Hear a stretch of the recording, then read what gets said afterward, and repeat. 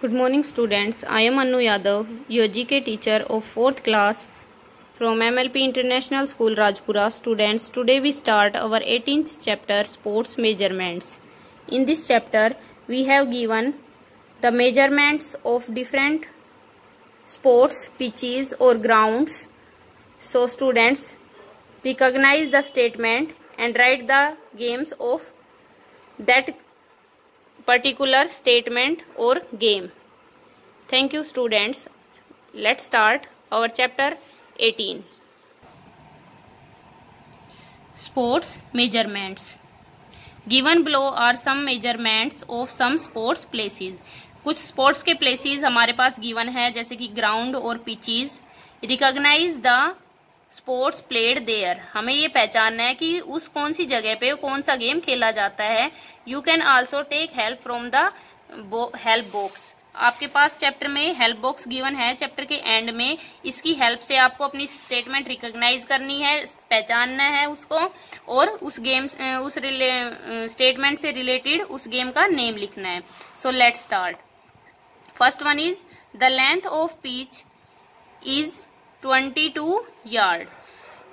22 yard की जो length है, पिच है, कौन से गेम में यूज होती है? It is use in cricket. CRICKET cricket. Cricket जो ऐसा गेम है जिसमें 22 यार्ड की पिच जो लेंथ होती है, जिसकी पिच की वो क्या होती है? 22 yard.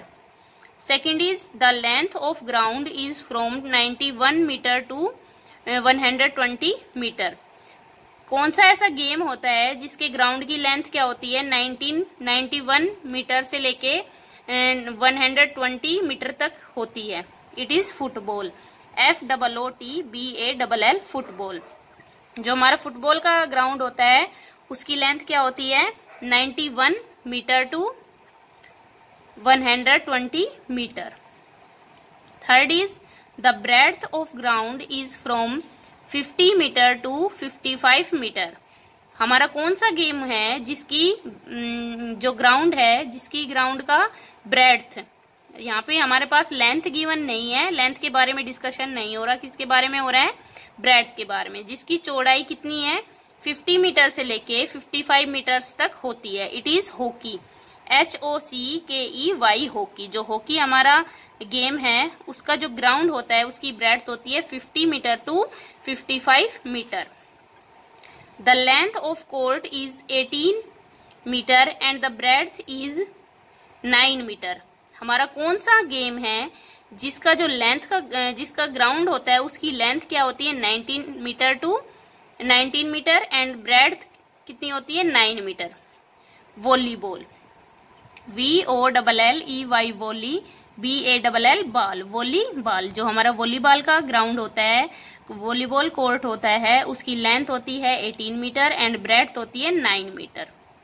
Fifth one is the length of table is 9 feet. ऐसा कौन सा गेम है जो टेबल पर खेला जाता है और जिसकी लेंथ, टेबल की लेंथ क्या होती है? 9 फीट. 9 फीट की टेबल होती है और टेबल पर वो गेम खेला जाता है. It is table tennis. TABLE table. TENNIS tennis. Table tennis ऐसा गेम है जो कि टेबल पर खेला जाता है और उसकी टेबल की जो लेंथ होती है वो कितनी होती है? 9 फीट. 9 फीट की टेबल होती है और उस पर टेबल टेनिस गेम हमारा खेला जाता है. Sixth one is the weight of ball is 600 gram to 650 gram. ऐसा हमारा कौन सा गेम है जिसमें बॉल यूज होती है और उसकी बॉल का वजन कितना होता है? बॉल का वेट कितना होता है उसका? 600 ग्राम टू 650 ग्राम. हमें उस गेम का नेम बताना है. It is basketball. BASKET basket. BALL ball. Basketball. जो हमारा गेम है उसकी जो बॉल हम यूज करते हैं गेम में खेलने के लिए, उसकी वजन कितना होता है उस बॉल का? 600 ग्राम होता है या फिर 650 ग्राम के बीच में होता है. Seventh is the diameter of hole is 4 inch.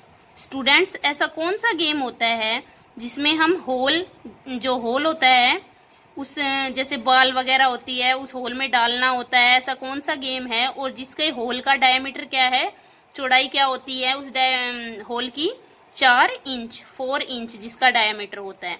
Golf, GOLF, golf. Students, golf ऐसा गेम है जो ग्राउंड में एक होल बना होता है और स्टिक की हेल्प से, हॉकी होती है उसमें, हॉकी की हेल्प से हमें बॉल, जो बॉल होती है उसको उस होल के अंदर डालना होता है। वो गोल्फ जो हमारा गेम है ऐसे ही खेला जाता है और उस जो होल होता है उसका डायमीटर क्या होता है, 4 inch. 8th is the height of net is around 5 feet. जो हमारी हाइट होती है नेट की वो 5 फीट होती है। कौन सा गेम होता है ऐसा, बैडमिंटन, BADMINTON, बैडमिंटन। बैडमिंटन जो हमारा गेम है उसमें जो हाइट नेट यूज होती है और नेट की हाइट कितनी होती है, अराउंड 5 फीट, तकरीबन 5 फीट की जो नेट होती है उसमें यूज होती है। कौन से गेम में, बैडमिंटन गेम में। 9th is 78 feet by 28 feet court for singles and 78 feet by 36 feet court for double।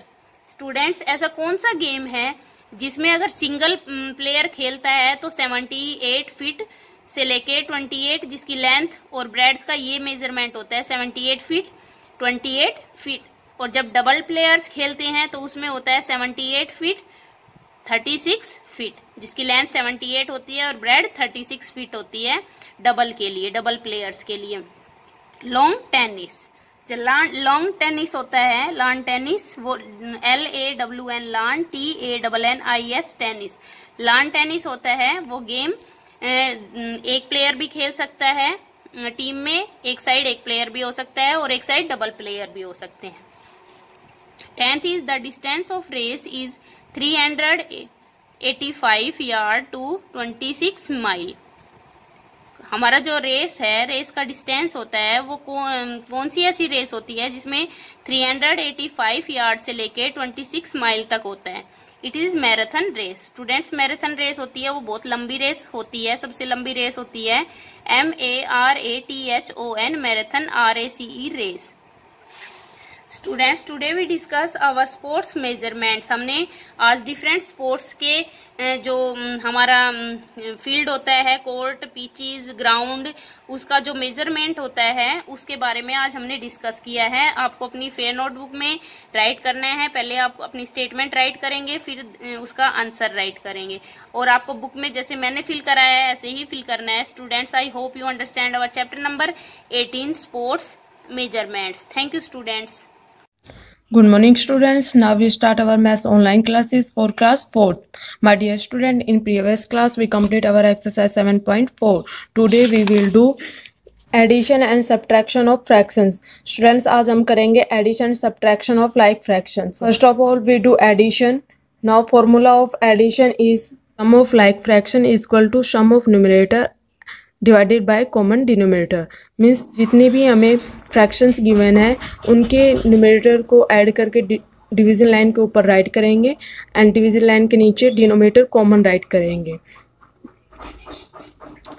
Remember the fraction in the answer should always be expressed in the lowest term. Means students, fractions का answer हमेशा lowest term में होना चाहिए।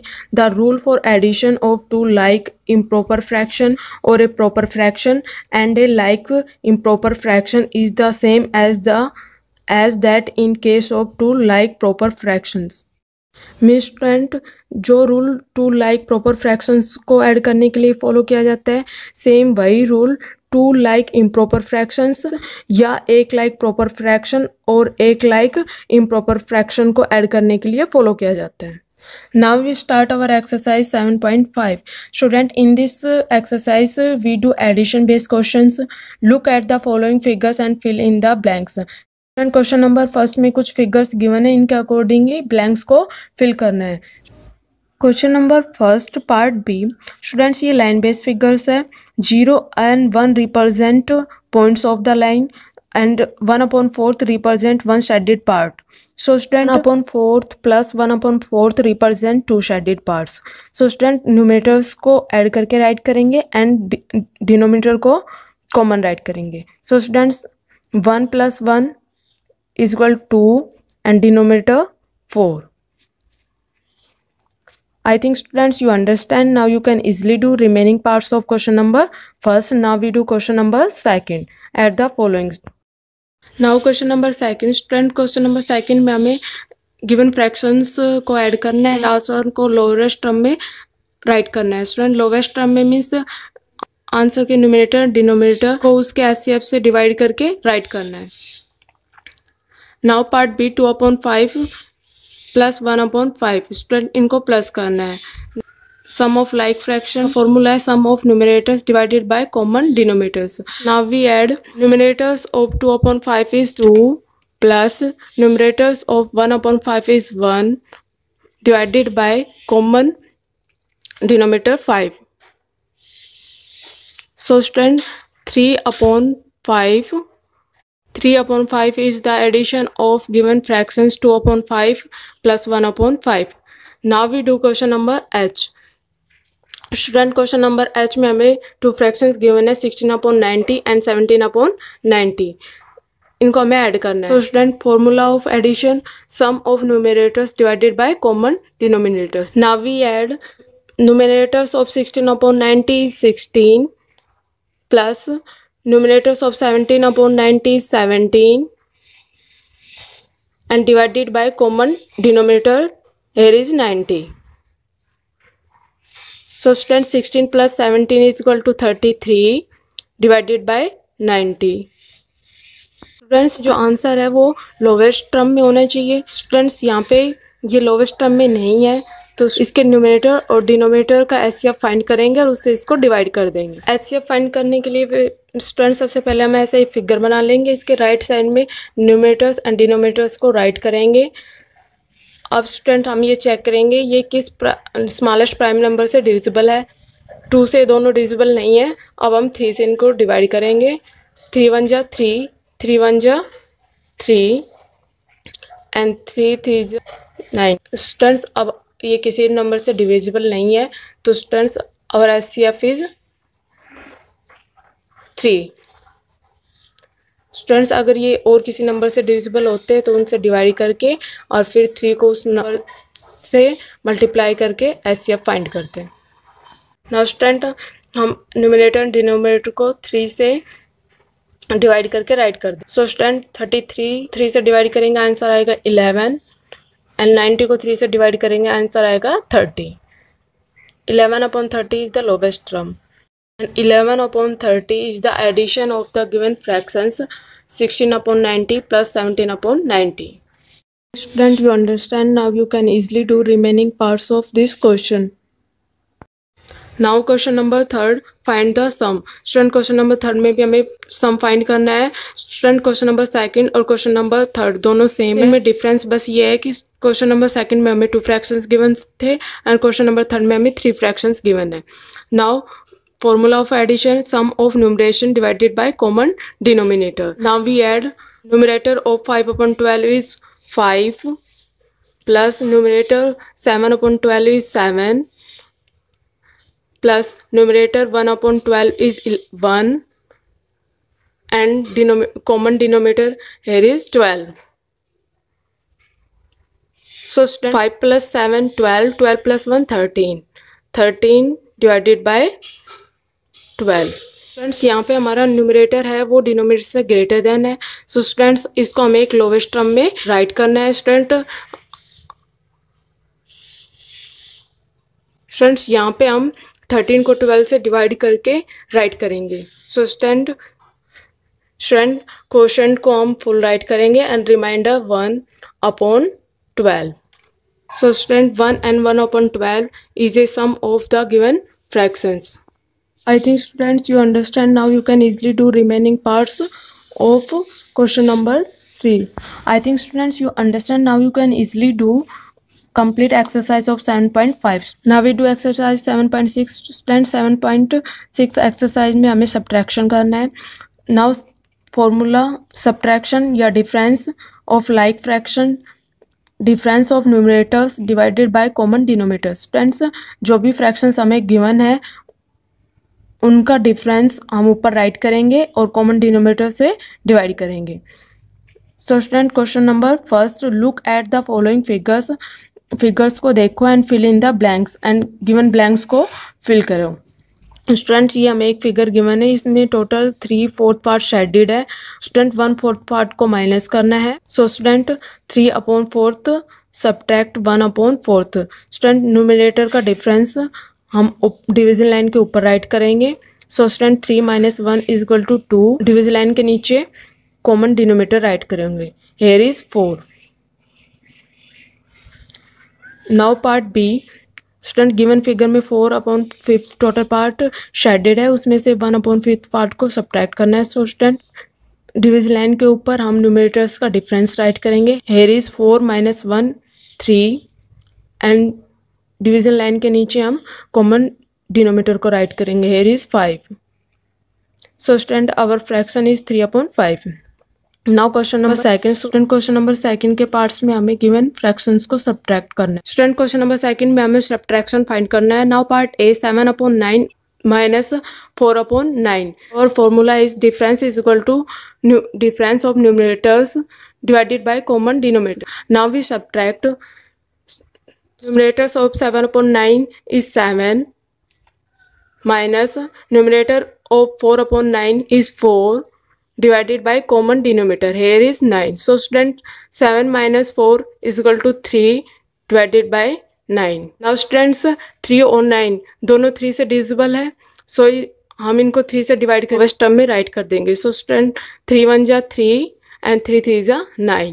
So student, 1 is the subtraction of 7/9 minus 4/9. Now we do part F. Student, part F में हमें 25/36 में से 11/36 fraction को सब्ट्रैक्ट करना है। So our formula is difference is equal to difference of numerators divided by common denominators. Now we subtract numerators of 25/36 is 25 minus numerator of 11/36 is 11 divided by common denominator. Here is 36.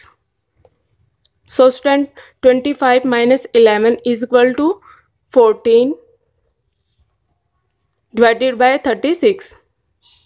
Now students, ये fraction 2 से divisible है, सो इसको हम 2 से divide करके lowest term में right कर देंगे। So students, 14 divided by 2 is equal to 7 and 36 divided by 2 is equal to 18.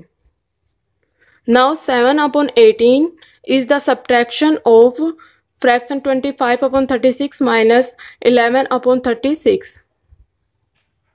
Students, you understand now. You can easily do your complete exercise 7.5 and 7.6 in your notebook with neat and clean handwriting.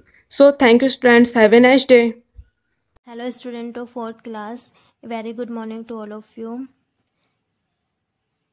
Students, I am Simran ma'am, your English teacher. In previous class we have done our question answer of 8th chapter.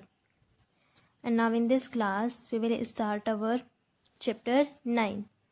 Our chapter name competition virus. And so let's start our reading of this chapter. Characters हैं इसमें. Firstly देखिए, the spirit of competition keep you active and progressive. यह competition क्या बनाता है इसको? Active and progressive. But too much spread of it becomes of a virus. लेकिन इसका ज़्यादा प्रभाव क्या हो जाता है? हमारा वायरस बन जा, ये एक तरह का वायरस बन जाता है. Let us read the play and become to know about it. हम इस चैप्टर को पढ़ते हैं और इसमें क्या है इसके बारे में जानते हैं. फर्स्ट है John, a boy of 9 years. John 9 साल का लड़का है. सिमित, another boy of 9 years and Rohan's classmate.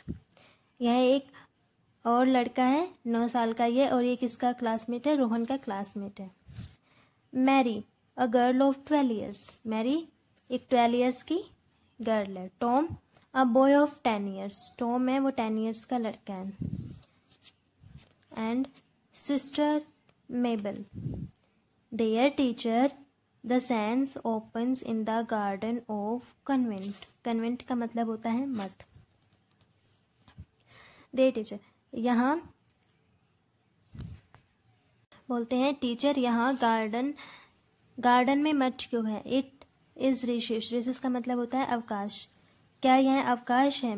A few small groups of students are seen, यहाँ पर केवल कुछ ही स्टूडेंट दिख रहे हैं। फिर है John appears sad looking, sad looking में बोलते हुए। I have been studying so hard this time, वो कहता है कि मैं इस टाइम पे बहुत ही ज़्यादा कठिन मेहनत कर चुका हूँ। But why can't I get good scores, लेकिन मुझे फिर भी गुड स्कोर नहीं मिल पा रहे। Mary, you must not be learning the important ones or proper syllabus, आपको एक इम्पोर्टेंट और जो प्रॉपर सिलेबस है उसको क्या करना चाहिए, लर्न करना चाहिए। The reason behind it can not be understood, यह एक इसके पीछे छुपा हुआ रीज़न है जो आप नहीं जान सकते, जिसके बारे में आप नहीं समझ सकते। जोन, नो दीदी, I study for 3 hours in the night, नहीं दीदी मैं नाइट में कितने आवर स्टडी करता हूँ, 3 hours। I only play for an hour और सो, और मैं केवल थोड़ी देर ही क्या करता हूँ, प्ले करता हूँ, खेलता हूँ। For how many hours should I study to get good scores, आप मुझे बताइए कि मुझे गुड स्कोर लेने के लिए कितने घंटे पढ़ाई करनी पड़ेगी। Mary, don't ask about me, आप मेरे बारे में मत पूछें। माई केस इज डिफरेंट, मेरा केस अलग है। I am in a senior class, मैं एक सीनियर क्लास की हूँ। I need to study much more you, और मुझे आपसे ज़्यादा स्टडी की ज़रूरत पड़ती है। बेटर आस्क योर क्लासमेट्स, आप अच्छा होगा कि अपने ही क्लासमेट से इसके बारे में पूछें। Smith a naughty boy, Smith क्या था, एक नोटी बॉय था। Who hardly studies but gets excellent grades passes bye,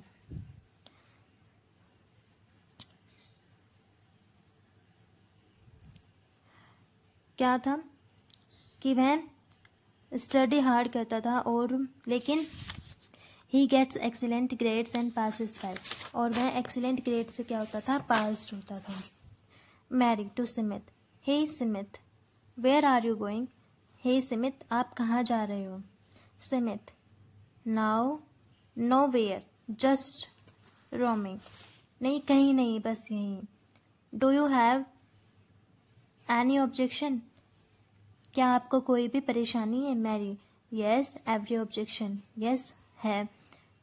is this the way you cut और इल ट्रीट यूर सीनियर, यह वो रास्ता है जो आपको कट करता है और बीमार करता है अपने सीनियर्स के लिए। Smith, well I did not insult, उसने कहा था ये वो रास्ता है जो आपके सीनियर्स क्या करेंगे, आपसे मजाक करेंगे।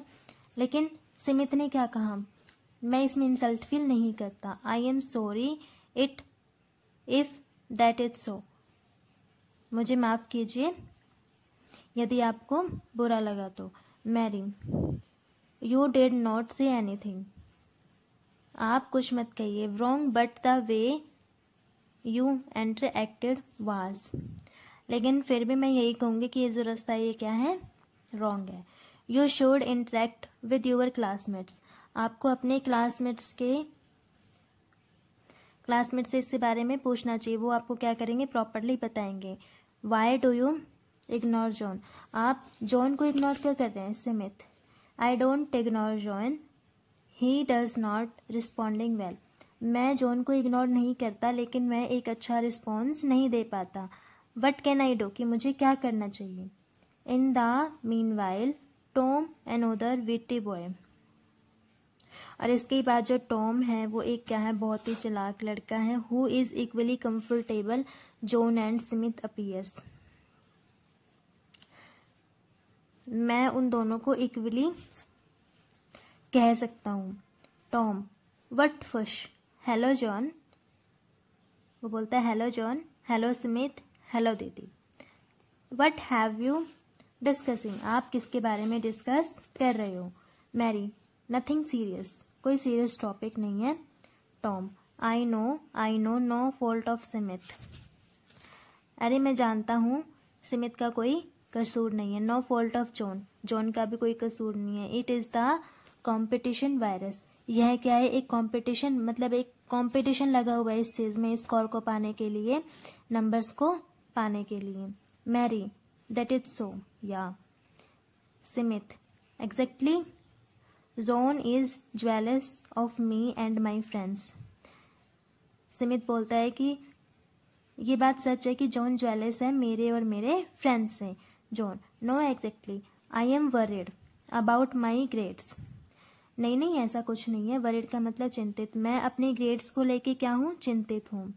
In spite of working every hard I get poor grades, मैं हमेशा कठिन मेहनत करता हूँ लेकिन फिर भी मुझे क्या मिलते हैं, पुअर ग्रेड्स मिलते हैं।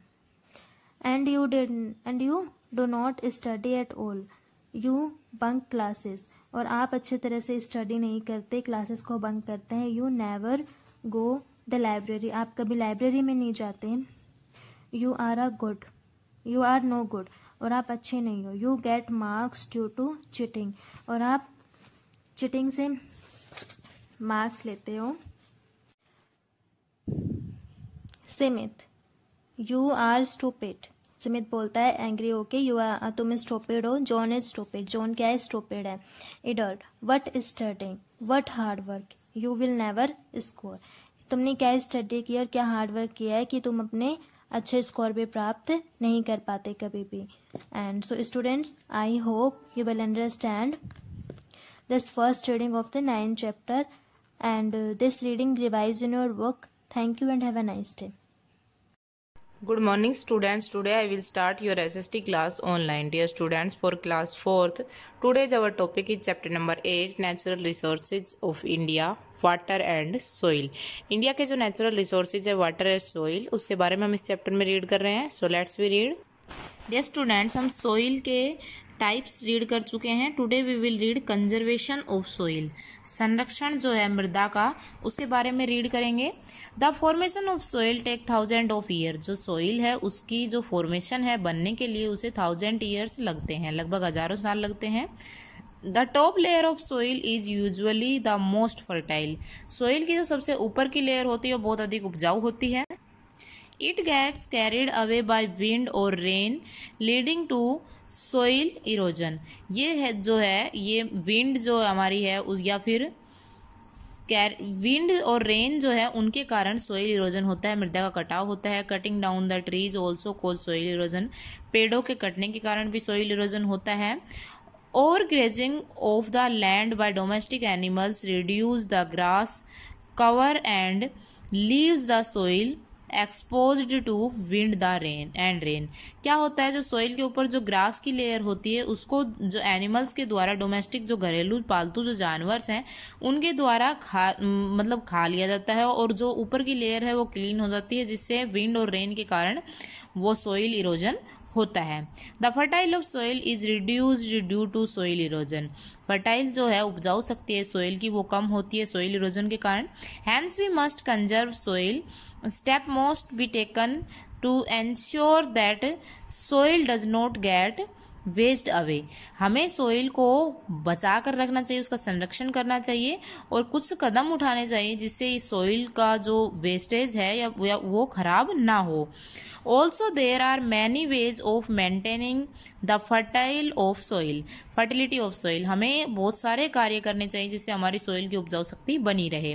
फर्स्ट है plant more trees to prevent soil erosion, soil erosion से बचने के लिए बहुत अधिक पौधारोपण करना चाहिए। Make strict rules against cutting the trees, पेड़ काटने के खिलाफ बहुत स्ट्रिक्ट रूल बनाने चाहिए। यूजिंग मैन्योर का यूज करना चाहिए। Growing the some type of crops in a particular area for a long time also result is a less of nutrients in the soil. क्या करना चाहिए, हमें बहुत अलग अलग प्रकार के क्रॉप्स उगाने चाहिए जिससे बहुत लंबे समय तक सोइल के अंदर जो न्यूट्रिएंट्स की मात्रा है वो खत्म ना हो। These can be prevented by a method called crop rotation. इस ये जो मेथड है हमारी क्रॉप रोटेशन का वो सबसे बेस्ट है, जिसके कारण हमारी जो सोइल है उसकी उपजाऊ शक्ति खत्म नहीं होती है, कम नहीं होती है। The involve growing different crop each season on A patch of land. क्या करना चाहिए हमें, हमारी जो लैंड है उसके ऊपर अलग अलग सीजन में अलग अलग प्रकार की क्रॉप ग्रो करनी चाहिए। It help to maintain the quality of the soil. ये हमारी सोइल जो है उसकी क्वालिटी मेंटेन करने में हेल्प करता है। नेक्स्ट है ओवरवीज। Water is necessary for all living things on the earth. Water जो है वो सभी जीवित तत्वों के लिए हमारी अर्थ पर इंपॉर्टेंट है। Main sources of fresh water are rain, river, streams and lakes. Fresh water के मेन सोर्सेज है rain, river, stream and lake.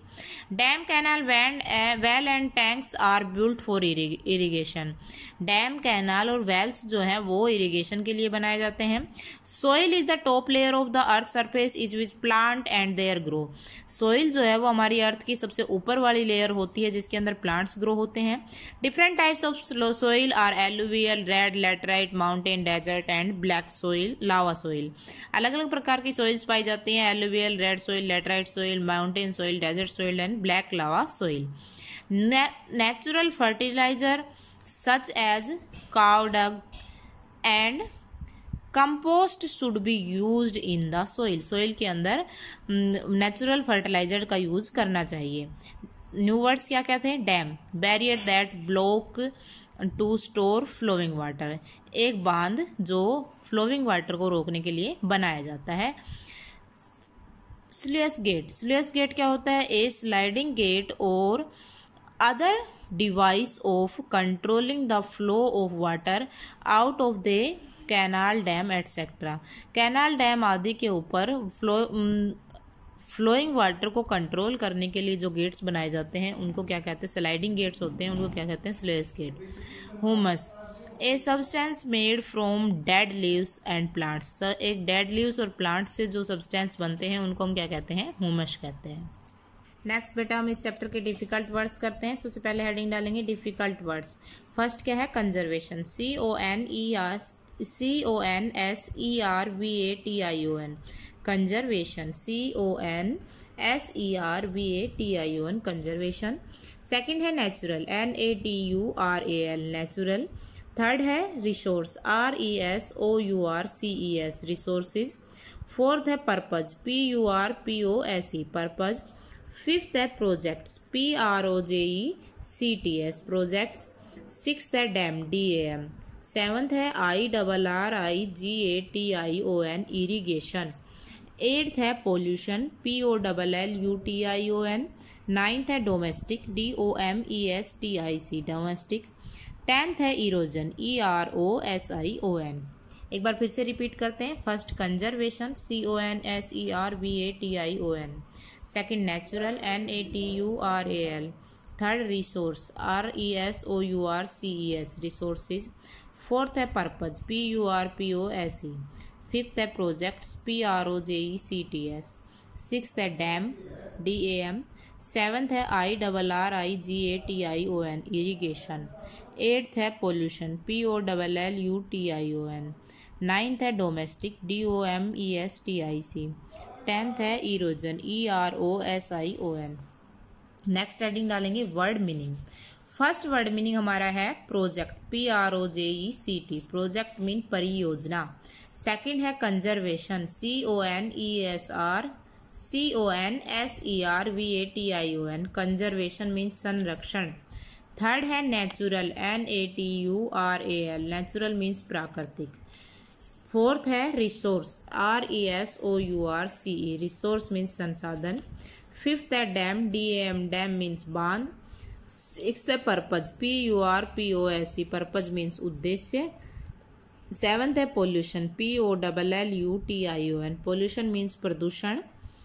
Eighth है इरीगेशन, IRRIGATION, इरीगेशन मीन्स सिंचाई।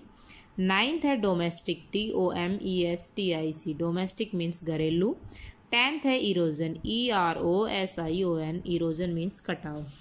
फर्स्ट क्या है, रिपीट करते हैं, प्रोजेक्ट, प्रोजेक्ट मीन प्रयोजना, परियोजना। सेकंड है कंजर्वेशन, कंजर्वेशन मीन्स संरक्षण। थर्ड है नेचुरल, नेचुरल मीन्स प्राकृतिक। फोर्थ है रिसोर्स, रिसोर्स मीन्स संसाधन। फिफ्थ है डैम, डैम मीन्स बांध। सिक्स्थ है पर्पज, पर्पज मीन्स उद्देश्य। सेवंथ है पोल्यूशन मीन्स प्रदूषण। एट्थ है इरिगेशन मीन्स सिंचाई। नाइन्थ है डोमेस्टिक मीन्स घरेलू और 10th है इरोजन मीन्स कटाव। So dear students, thank you. I hope you understand in this chapter. You also learn and write these difficult words and word meanings in your fair notebook. Should be neat and clean handwriting. Thank you. Students, मैं Mukesh madam, आपकी हिंदी अध्यापिका, MLP international school Rajpura से। बच्चों, मैं करा रही थी कक्षा 4 का पाठ 9 शिवाजी का न्याय। मैंने आपको पाठ पढ़ा दिया था, शब्दार्थ आप लोगों ने कर लिए होंगे। अभी मैं प्रश्नोत्तर करा रही हूँ। हमारे लिखित प्रश्न में पहला प्रश्न है, सही उत्तर पर सही का निशान लगाओ। शिवाजी की माँ कौन थी, लक्ष्मीबाई, जोधाबाई या जीजाबाई? तो सही आंसर होगा जीजाबाई। अगला प्रश्न है, शिवाजी का सेनापति कौन था, मोरोपंत, मुल्ला अहमद या सोमदेव? तो सही उत्तर होगा सोमदेव। आगे है, शहजादी किसकी पुत्रवधू थी, सोमदेव की, मोरोपंत की या मुल्ला अहमद की? तो सही उत्तर होगा मुल्ला अहमद की। अगला प्रश्न है, खाली स्थानों की पूर्ति कीजिए। पहला वाक्य है, तुम्हें केवल डैश मांगने से ही माफ़ नहीं किया जा सकता। यहाँ आएगा क्षमा, तुम्हें केवल क्षमा मांगने से ही माफ़ नहीं किया जा सकता। आगे है, हमें अपने सेनापति की डैश पर पूरा विश्वास है। यहाँ आएगा वीरता, हमें अपने सेनापति की वीरता पर पूरा विश्वास है। आगे है, मैं नहीं जानती थी कि आप इतने डैश हैं। यहाँ आएगा महान, मैं नहीं जानती थी आप इतने महान हैं। आगे है, युद्ध में अनेक वीरों ने अपने प्राणों की डैश दी। यहाँ आएगा आहुति, युद्ध में अनेक वीरों ने अपने प्राणों की आहुति दी। लिखित प्रश्न करने हैं। पहला प्रश्न है, शिवाजी ने सोमदेव को क्या दंड दिया? उत्तर होगा, शिवाजी ने सोमदेव को दंड के रूप में सूबेदार साहब की पुत्रवधू को पूरे सम्मान के साथ उनके घर पहुंचाने का आदेश दिया। अगला प्रश्न है, शिवाजी ने शहजादी के साथ कैसा व्यवहार किया? उत्तर होगा, शिवाजी ने शहजादी से अपने सेनापति द्वारा किए गए व्यवहार के लिए माफ़ी मांगी और उन्हें सम्मान के साथ उनके घर तक पहुंचाया। इससे आगे है, शिवाजी के अनुसार सच्चा वीर कौन है? उत्तर होगा, शिवाजी के अनुसार सच्चा वीर वह है जो धार्मिक स्थानों व धार्मिक पुस्तकों को हानि न पहुंचाए और बच्चों, बूढ़ों व विकलांगों पर तलवार न उठाए।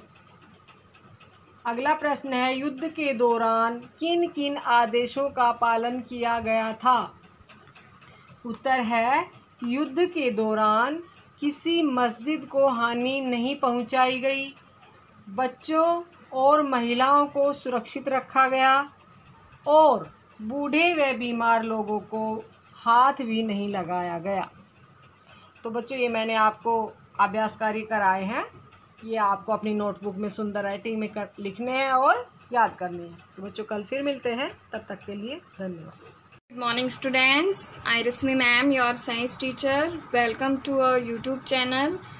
Okay, and today in our science class we will start with the class 4th, and today we will do reading of a new topic of chapter 13 soil, conservation of soil. आज हम क्या रीड करेंगे? Conservation of soil, soil को conserve कैसे किया जाता है। So let's start. So students, we will start our remaining topic of this chapter on page number 123. Okay, so let's start. Protecting and conserving soil. Soil को conserve कैसे किया जा सकता है, बचाया कैसे जा सकता है. Soil is a very important natural resource. जो सोइल है, मिट्टी है, वो बहुत ही नेचुरल इम्पोर्टेंट नेचुरल रिसोर्स है. ठीक है. It is essential to conserve soil. ये बहुत ज़रूरी है सोइल को बचाना, कंजर्व करना, सुरक्षित रखना from erosion and other damage. Erosion से बचाना, कटाव से. इरोजन मीन्स क्या होता है, मिट्टी का कटाव, और एंड अदर डैमेज, और दूसरे जो डैमेज है, नुकसान है, उन सभी से बचाना. Soil conservation involves maintaining soil health. इसका मतलब क्या है सोइल कंजर्वेशन का, सोइल की हेल्थ को मेंटेन करना बाय वेरियस प्रैक्टिस, अलग अलग प्रैक्टिस से. ठीक है. The aim of soil conservation is, soil conservation का जो एम है, जो मकसद है, वो क्या है, to prevent soil erosion. Soil erosion से मिट्टी को बचाना. ठीक है. इरोजन मीन्स क्या होता है, कटाव, मिट्टी का जो कटाव होता है उससे प्रिवेंट करना. To prevent the over use of soil, मिट्टी का ज़्यादा यूज ना करना, उससे बचना. To prevent soil contaminants due to chemicals, जो केमिकल्स होते हैं जो सोइल को दूषित करते हैं, उनसे उसको प्रिवेंट करना. There are various measures that are use to maintain soil health. यहाँ पे अलग अलग मेजर्स हैं जो क्या करते हैं, सोइल की हेल्थ को मेंटेन करते हैं and prevent the above harm, और उनको नुकसान पहुंचाने से बचाते हैं. मेथड्स हैं. Methods of soil conservation. First is planting tree और एफोरेस्टेशन. पेड़ लगा के भी हम सोइल को कंजर्व कर सकते हैं, बचा के रख सकते हैं. एफोरेस्टेशन मीन्स होता है वन रोपण. There is an effective and cost saving method. ये कैसा मेथड है, इफेक्टिव है और कॉस्ट सेविंग मेथड है, इसमें कम खर्च होता है. Bye planting trees, grass and plants. अगर हम प्लांट करते हैं, ट्रीज लगाते हैं, ग्रास लगाते हैं, प्लांट्स ग्रो करते हैं, soil erosion can be largely prevented. तो सोइल इरोजन से बचा जा सकता है. Plants help to maintain the property of soil. जो प्लांट्स है वो क्या करते हैं, जो प्रॉपर्टी होती है सोइल की उसको मेंटेन करते हैं. Wild trees act as wind barrier. और जो ट्रीज होती हैं वो रुकावट होती है, जो हवा आती है, जो मिट्टी को उड़ा के ले जाते हैं, तो उसमें बैरियर का काम करती है. ठीक है. रुकावट का काम करती है. And prevent soil from being blown away. और किससे बचाती है सोइल को, एक जगह से दूसरी जगह पे उड़ के जाने से उसको बचाती है. Providing soil organism. Soil organism provide करके. ऑर्गेनिजम्स क्या होते हैं, जीव. Without the activities performed by soil organism. बिना एक्टिविटी परफॉर्म किए जो सोइल ऑर्गेनिजम्स होते हैं, जो soil organism material required by plant. जो सोइल ऑर्गेनिज्म होते हैं वो मटेरियल होते हैं, ऑर्गेनिक मटेरियल, जो क्या करते हैं, प्लांट के लिए होते हैं. Want be available for plant growth. और क्या करते हैं, प्लांट की ग्रोथ के लिए ये इम्पोर्टेंट होते हैं, प्लांट की ग्रोथ करते हैं. Use of beneficial soil organism. अगर हम बेनिफिशियल सोइल ऑर्गेनिजम्स का यूज़ करते हैं, सच एज अर्थवॉर्म. जैसे अर्थवॉर्म है, केचुआ है. हेल्प, ये क्या करता है, help in aspiration of soil and makes essential nutrients. और ये क्या करता है, वायु मिश्रण होता है इसके अंदर, जो केचुआ होता है ये. और ये क्या करता है, makes essential nutrients available for plants. जो भी प्लांट के लिए ज़रूरी पोषक तत्व हैं उनको ये बनाता है. ठीक है. दस the soil becomes more fertile. तो इससे क्या हो जाएगा, जो सोइल है, मिट्टी है, वो ज़्यादा उपजाऊ हो जाएगी. फर्टाइल मीन्स क्या होता है, उपजाऊ.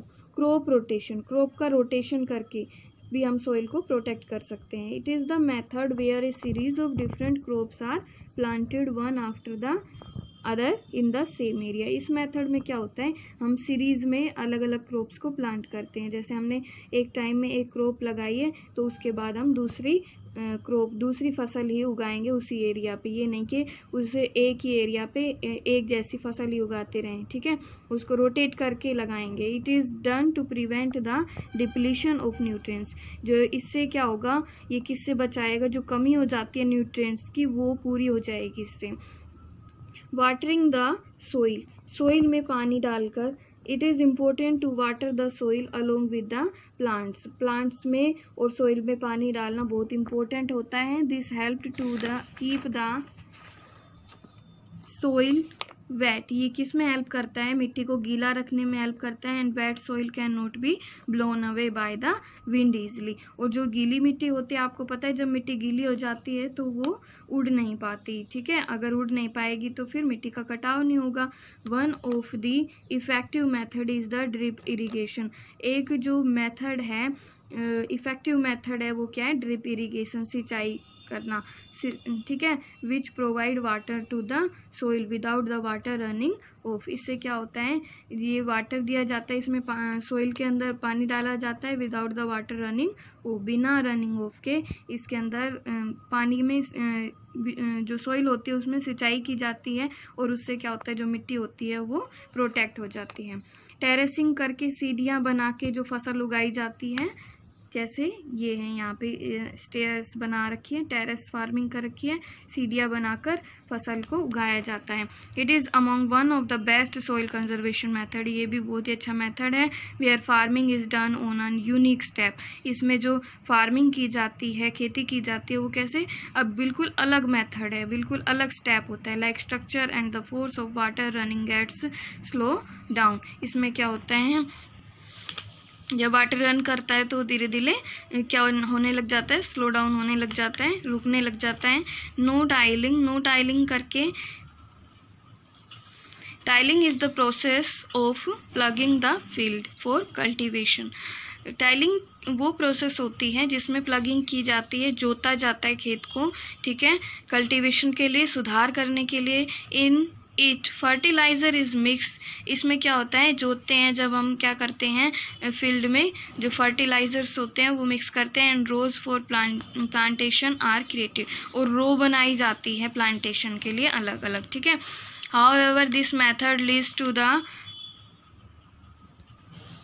Death of various beneficial soil organism. इससे क्या होता है? ये इस मेथड से जो बेनिफिशियल सॉइल ऑर्गेनिज्म होते हैं वो मर जाते हैं जब हम खेत को जोतते हैं तो। And loss of organic matter. और जो ऑर्गेनिक मैटर होता है उसकी भी कमी आ जाती है।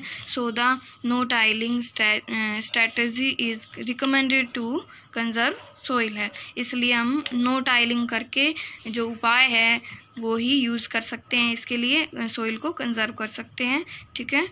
Okay students, so our reading of this chapter is completed. You will read this chapter. Okay students, now we will start our exercise of this chapter. Okay, so let's we start. Underline the correct word to complete the sentence. Sentence को complete करने के लिए आप correct word को क्या करोगे? Underline करोगे। Dash is dark, soft and rich in nutrients. कौन है जो dark है, soft है और जिसमें बहुत सारे क्या होते हैं? nutrients होते हैं। तो किसमें होते हैं? humus के अंदर, ठीक है। Soil is the removal of fertile soil by the action of water and wind. जो सोइल है वो इसमें क्या होता है? जो फर्टाइल सोइल होती है, उपजाऊ जो मिट्टी होती है, वो विंड और वाटर से क्या हो जाती है? रिमूव हो जाती है। तो कौन किस में होती है? इरोजन में, ठीक है। No dash is the method where in farming is done on an unique step.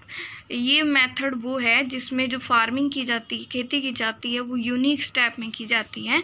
Like structure. Structure का कैसा होता है? इनका यूनिक होता है। तो किस में होता है? टेरेसिंग में। टेरेस फार्मिंग करते हैं तब, ठीक है। तो आप यहाँ पे टिक करोगे। Next is done to prevent the depletion of nutrients. ये किस में किया जाता है? प्रिवेंट किया जाता है। इसमें क्या करते हैं? डिप्लीशन ऑफ न्यूट्रिएंट्स को नष्ट होने से बचाते हैं। तो कैसे बचाते हैं? क्रॉप रोटेशन करके, ठीक है। Adding water make it slick and smooth to touch. अगर इसके अंदर पानी डाल देते हैं तो ये जो सोइल है वो कैसी हो जाती है? स्मूथ हो जाती है जब हम इसको टच करते हैं। तो कौन सी सोइल है ये? सिल्ट सोइल है। ओके स्टूडेंट्स, चुप। Now we will do first question of this chapter 13. Okay, what is soil? Soil क्या होती है? Soil is a mixture of organic matter. Soil क्या है? मिक्सचर है किसका? ऑर्गेनिक मैटर का, मिनरल्स का, गैसेस, ये सभी होते हैं सोइल के अंदर।